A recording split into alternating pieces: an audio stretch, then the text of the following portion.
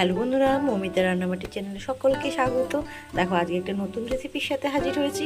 দেখো সমুদ্রের মোরলা মাছ, তো এটা শীতকালে ভীষণ পাওয়া যায় আর খেতে ভারী টেস্ট। এটা আগেও আমি একটা রেসিপি দেখিয়েছি পেঁয়াজ কড়ির সাথে, তো আজকে দেখাবো। দেখো বেগুন কেটে নিয়েছি, ধুয়ে পরিষ্কার করে বেগুন দিয়ে রান্না করে দেখাবো।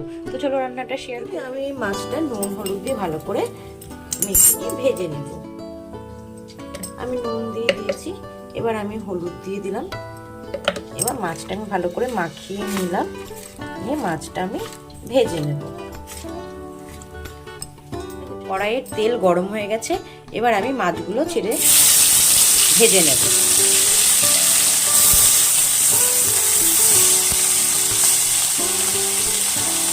মাছগুলো আমি লাল লাল করে এরকম কড়া করে ভেজে নিয়েছি। ওই কড়াইয়ের গরম তেলের মধ্যে আমি কেটে রাখা বেগুনগুলো এবার আমি ভালো করে ভেজে নেব। বেগুনটা আমার ভাজা হয়ে গেছে, এবার বেগুনটা আমি তুলে রাখবো।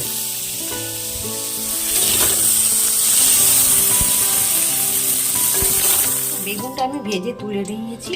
এবার কড়াইতে তেল দিয়ে আমি কালো জিরে ফোড়ন দিয়ে দেব।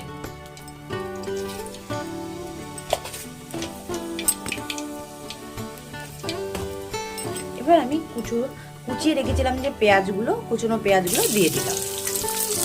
দিয়ে কুচনো পেঁয়াজগুলো এবার ভাজা ভাজা করে নেবো।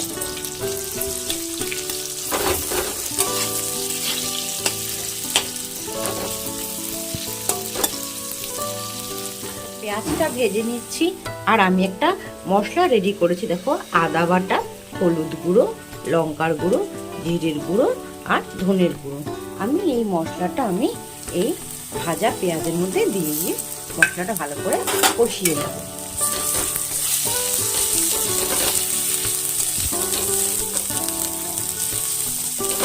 যাতে ভাজা মশলার গন্ধটা আর না। মশলাটা আমার কষানো হয়ে গেছে, এবার ভেজে রাখা বেগুনগুলো আমি দিয়ে দেব।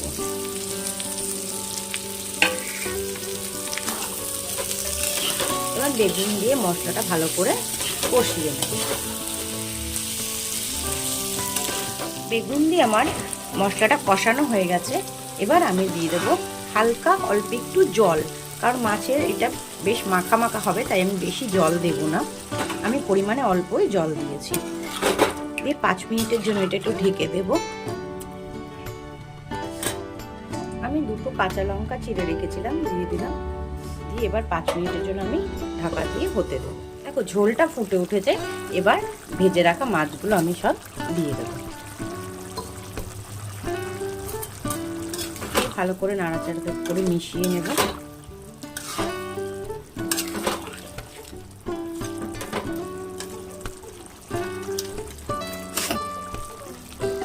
এটা আমাদের রেডি হয়ে গেছে।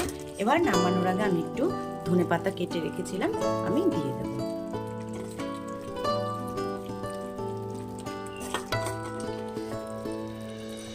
দেখতেও যতটা সুন্দর, খেতেও ভারী সুস্বাদু। তোমরা অবশ্যই বাড়িতে ট্রাই করো। আমি নামিয়ে নিয়েছি।